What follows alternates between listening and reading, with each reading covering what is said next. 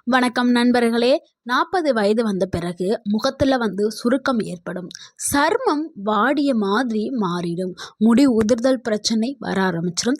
கண்ணுக்கு கீழே கருவளையும் வந்துடும். உடலும் சோர்ந்து போயிடும். இது எல்லாமே வயசு ஆகுறதுனால நீங்க நினைக்கிறீங்க. ஆனா உண்மையிலே காரணம் என்னன்னா வயசு இல்லைங்க, உங்களுடைய உணவு தான். ஏன்னா வயசு ஆக ஆக உடல்ல சில மாற்றங்கள் ஏற்படும். ஏன்னா இயற்கையாகவே உங்க உடல்ல கொலாஜன் உற்பத்தி இருக்கும். ஸோ வயது காரணமாக அந்த கொலாஜன் உற்பத்தி செய்கிறது குறைய ஆரம்பிச்சிடும். அதுவும் ஒரு காரணம். அடுத்து உங்களுடைய உணவு முறை. 40 வயதுக்கு மேலே நம்ம என்ன சாப்பிட்றோங்கிறது ரொம்ப ரொம்ப முக்கியம். நம்ம முகத்திலும் நம்ம உடலிலும் நடை, பேச்சு, சக்தி எல்லாமே வெளியில் தெரிய ஆரம்பிக்கும். ஸோ நம்ம சாப்பிடக்கூடிய உணவுகள் தான் நம்மளுடைய உடலில் பிரதிபலிக்கும். ஸோ இந்த வீடியோட முடிவில் 50 வயதிலையும் 35 வயது மாதிரி இருக்கிறதும் 60 வயதுலையும் இளமையான தோற்றத்தை எப்படி பாதுகாக்கிறதையும் நம்ம தெரிஞ்சுக்கிற போகிறோம். ஸோ இந்த வீடியோவை ஸ்கிப் பண்ணாமல் ஃபுல்லாக பாருங்கள். கண்டிப்பாக உங்களுக்கு பயனுள்ளதாக இருக்கும். ஏன் 40 வயதுக்கு பிறகு அந்த ஏஜிங் வேகமாக தெரிகிறது? 40 வயதுக்கு பிறகு உடலில் நடக்கக்கூடிய முக்கிய மாற்றங்கள் என்ன? கொலாஜன் உற்பத்தி குறையும். நம்ம சொன்னோம்ல, அதே மாதிரி கொலாஜன் உற்பத்தி கண்டிப்பாக குறைய ஆரம்பிச்சிடும். சருமம் இதனால் தளர்ச்சி அடைஞ்சிடும். இதனால் முகங்களில் சுருக்கங்கள் வர ஆரம்பிச்சிடும். இந்த சுருக்கங்கள் வந்தாவே முகம் பார்ப்பதற்கு கொஞ்சம் நல்லா இருக்காது. ஸோ சுருக்கங்கள் வந்துடும். அதே மாதிரி ஃப்ரீ ரேடிக்கல்ஸ் அதிகரிக்க செய்யும். செல்கள் எல்லாமே சேதம் அடையும். முதுமை வேகமாகும். ஸோ 40 வயதை எட்டினோடனே முதுமை வந்துடும் நம்மளுக்கு. அதே மாதிரி ஹார்மோன் இன்பேலன்ஸ் ஆக ஆரம்பிச்சிடும். பெண்களுக்கு அந்த மெனோபாஸ் ஆரம்பாத அறிகுறிகள் 40 வயசுலேயே வர ஆரம்பிச்சிடும். ஆண்களுக்கு அந்த டெஸ்ட்ரோஸ்ட்ரான் ஹார்மோன் அளவு குறைய ஆரம்பிச்சிடும். ஸோ ஹார்மோன் இன்பேலன்ஸ் ஏற்பட ஆரம்பிச்சிடும் 40 வயதிலேயே. அடுத்து டைஜஷன் ஸ்லோவாக ஆரம்பிக்கும். இந்த செரிமான மண்டலம் உங்களுக்கு ஸ்லோவாக தான் செயல்பட ஆரம்பிக்கும். ஸோ நியூட்ரிஷன்ஸ் சரியாக உறிஞ்சுதல் திறன் கம்மியாக. இதை எல்லாத்தையுமே கட்டுப்படுத்துறதுக்கு மருந்து இல்லைங்க, மருந்து தேவையில்லை. நம்ம உணவு மூலியமே இதை எல்லாத்தையுமே நம்ம சரி செய்யலாம். ஸோ உணவே மருந்து அப்படிங்கிற கான்செப்டில் தான் இப்போ நம்ம பார்க்குறோம். ஸோ ஆன்டி ஏஜிங் ஃபுட் என்னென்னங்கிறத இப்போ பார்த்துடலாம்.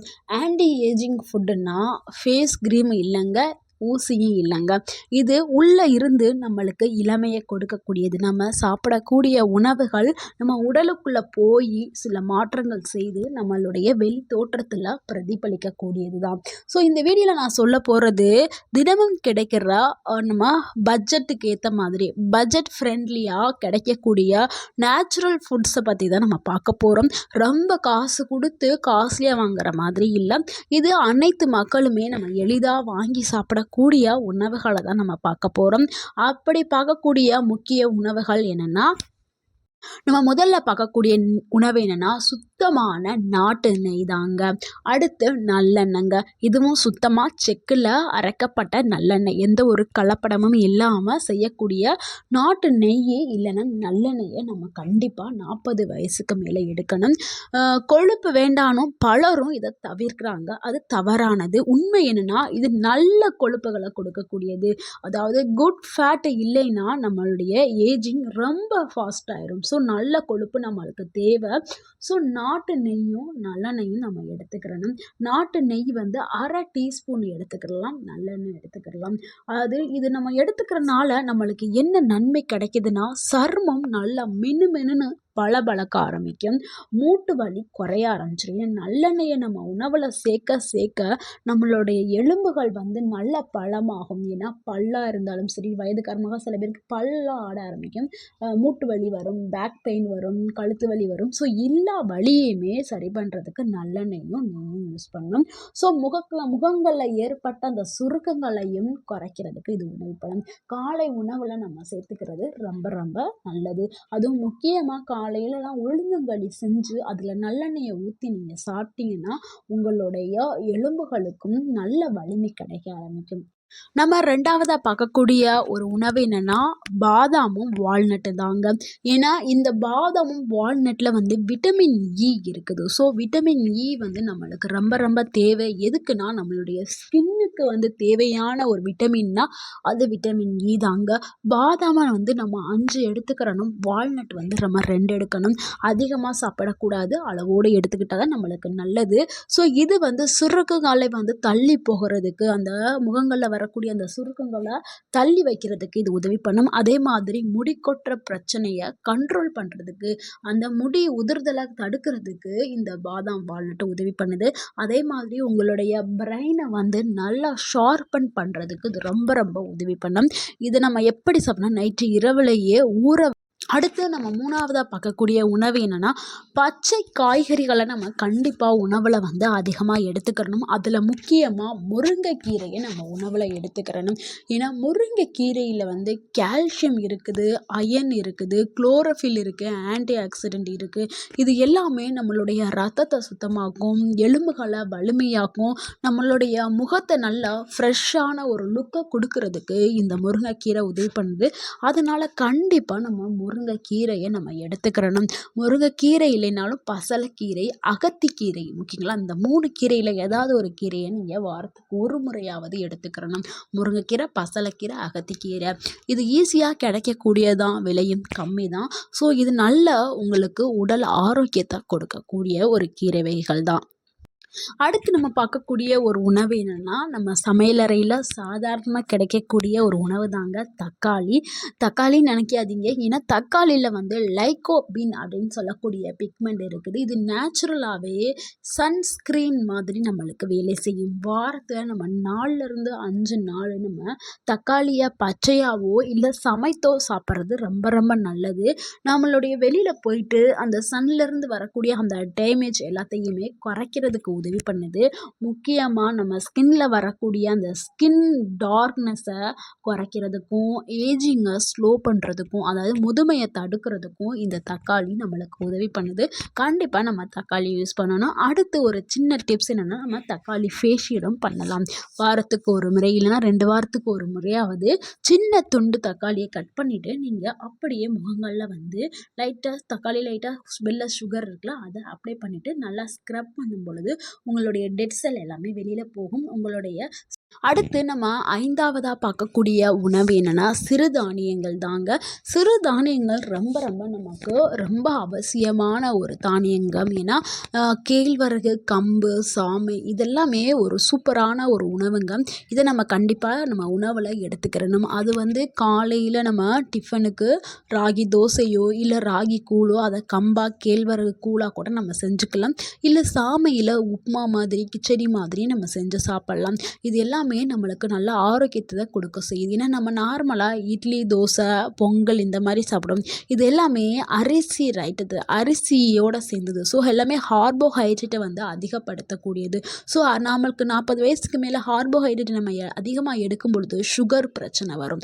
ஸோ இது எல்லாத்தையுமே கண்ட்ரோல் பண்ணுறதுக்கு, சுகர் வராமல் தடுக்கிறதுக்கு நம்ம கண்டிப்பாக சிறுதானியங்களை நம்ம உணவில் சேர்த்துக்கிறணும். அதாவது காலை உணவில் நம்ம எடுக்கிறது ரொம்ப ரொம்ப சிறந்தது. அதுவும் இந்த கேழ்வரகு, கம்பு இது எல்லாத்துலேயுமே கால்சியம், அயர்ன் வந்து அதிக அளவில் இருக்குது. ஸோ நம்மளுடைய உடலில் வந்து ஹீமோகுளோபின் அளவை அதிகப்படுத்துறதுக்கும், நம்மளுடைய எலும்புகள் வலிமையை பெறதுக்கும் இது உதவி பண்ணும். அது மட்டும் இல்லாமல் சிறுதானியம் வந்து நம்மளுடைய செரிமானத்தை வந்து அதிகப்படுத்த செய்யும். அதே மாதிரி நம்மளுடைய ஸ்கின்னை நல்லா க்ளோயிங்காக வச்சுக்கிறதுக்கும் இந்த சிறுதானியங்கள் வந்து பயன்படுது. அடுத்து நம்ம 6வதா பார்க்கக்கூடிய ஒரு உணவு என்னன்னா, தேங்காய் தாங்க.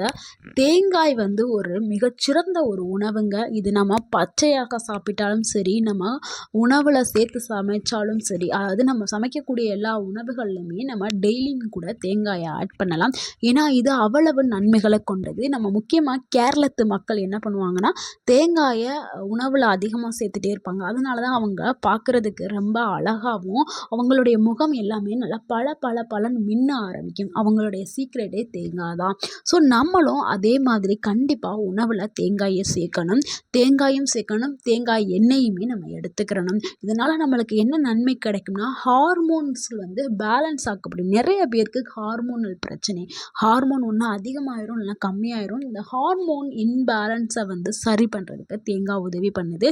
அதே மாதிரி ட்ரை ஸ்கின்னு இருக்கிறவங்களுக்கு தேங்காயை யூஸ் பண்ண நல்லா ஸ்கின்னு நல்லா பலபலன்னு ஆகும், நல்லா ஹேர் ஷைனிங் ஆகும். நிறைய பேருடைய ஹேர் பார்க்குறதுக்கே அப்படியே என்ன சொல்கிறது, அப்படியே பரட்டை மாதிரி இருக்கும். சில பேர் தலையெல்லாம் பார்க்குறதுக்கு அப்படியே சொறி சொறியாக பரட்டையாட்டம் இருக்கும். அந்த மாதிரி இருக்கிற ஹேர்க்கெலாம் வந்து தேங்காய் நம்ம உணவில் எடுக்க எடுக்க அந்த ஹேர் ஆட்டோமேட்டிக்காக ஷைனிங் ஆயிரும். நிறைய பேர் என்ன பண்ணுவாங்க, இதுக்காக ஹேருக்கு போய் நிறையா சீரம்ஸ்லாம் வாங்கி அப்ளை பண்ணிகிட்டு இருப்பாங்க. ஸோ நீங்கள் தேங்காயை நீங்கள் சேர்த்துட்டு வந்துட்டு இருந்தாவே உங்களுடைய உடலும் சரி, மனமும் சரி, முகமும் சரி எல்லாமே நல்லா சூப்பராக பளபளன்னு இருக்க ஆரம்பிச்சிடும். பலவிதமான நன்மைகள் வந்து தேங்காயில் உங்களுக்கு கிடைக்க ஆரம்பிக்கும்.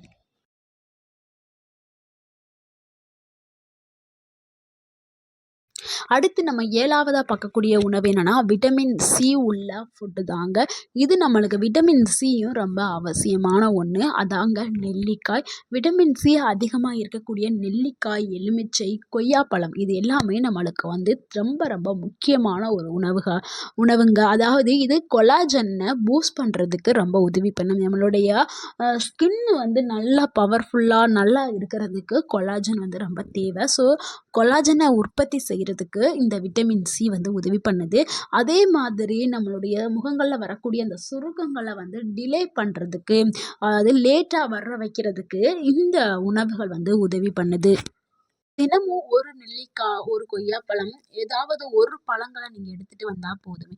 விட்டமின் சி உள்ள ஆரஞ்சு பழம் இதை கூட எடுக்கலாம். ஆரஞ்சு, கொய்யாப்பழம், லெமனில் வந்து காலையில் லெமன் வாட்டர் எடுக்கலாம். ஸோ இதெல்லாம் எடுக்கும் பொழுது உங்களுக்கு வந்து அந்த கொலாஜன் உற்பத்தி அதிகமாகி உங்களுடைய அந்த அடுத்து நம்ம 8வதாக பார்க்கக்கூடிய ஒரு உணவு என்னென்னா நம்ம சமையலறையில் இருக்கக்கூடிய ஒரு உணவு தாங்க.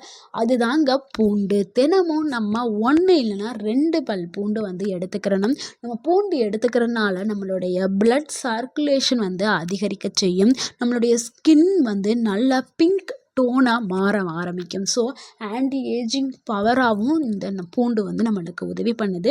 நம்ம பச்சையாக பூண்டு எடுத்து சாப்பிட முடியாது. ஸோ பச்சையாக சாப்பிட வேண்டாம். இது நல்லா வடச்சட்டியில் போட்டு வறுத்துட்டு நீங்கள் சாப்பிட்டீங்கன்னா அந்த பூண்டு சாப்பிட்ற ஃபீலிங்கே இருக்காது. ஏதோ ஒரு கிழங்கு நம்ம சுட்டு சாப்பிட்றோம் அந்த மாதிரி இருக்கும், நல்லா இருக்கும். தினமும் நீங்கள் 1 இல்லைனா 2 பூண்டு சாப்பிட்டா போதும். சின்ன பூண்டாக எடுத்துக்கிறங்க, ரொம்ப பெரிய பூண்டாக எடுக்காதீங்க. சின்ன பூண்டாக எடுத்து சாப்பிடுங்க, ரொம்ப நல்லது உங்களுக்கு.